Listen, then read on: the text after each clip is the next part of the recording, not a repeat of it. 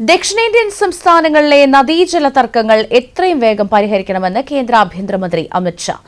തമിഴ്നാട്ടിലെ മഹാബലിപുരത്ത് ദക്ഷിണമേഖലാ കൌൺസിൽ യോഗത്തെ അധ്യക്ഷത വഹിച്ച് സംസാരിക്കുകയായിരുന്നു അദ്ദേഹം.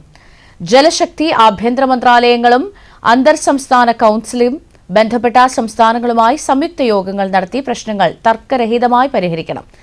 ബ്രഹ്മപുത്ര മുതൽ കാവേരി, ഗോദാവരി വരെയുള്ള ഇന്ത്യയിലെ വലിയ നദികൾ പരസ്പരം ബന്ധിപ്പിച്ചാൽ അടുത്ത 100 വർഷത്തേക്ക് രാജ്യത്തേക്ക് ജലക്ഷാമം ഉണ്ടാകില്ലെന്ന് കേന്ദ്ര ആഭ്യന്തരമന്ത്രി അഭിപ്രായപ്പെട്ടു. ലഹരിമുക്ത ഇന്ത്യ പദ്ധതി നടപ്പാക്കുന്നതിന് ആഭ്യന്തര വകുപ്പ് 3 വർഷത്തെ രൂപരേഖ തയ്യാറാക്കിയിട്ടുണ്ട്. രാജ്യത്തെ ജനങ്ങളുടെയും എല്ലാ വകുപ്പുകളുടെയും പങ്കാളിത്തത്തോടെ മാത്രമേ വരും തലമുറയെ ലഹരിയിൽ നിന്ന് രക്ഷിക്കാൻ സാധിക്കൂവെന്നും കേന്ദ്ര ആഭ്യന്തരമന്ത്രി പറഞ്ഞു.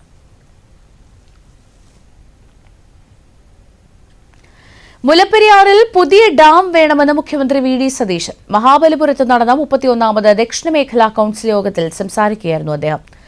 ഡാം നിർമ്മാണത്തിന്റെ മുഴുവൻ ചിലവും കേരള സർക്കാർ വഹിക്കും.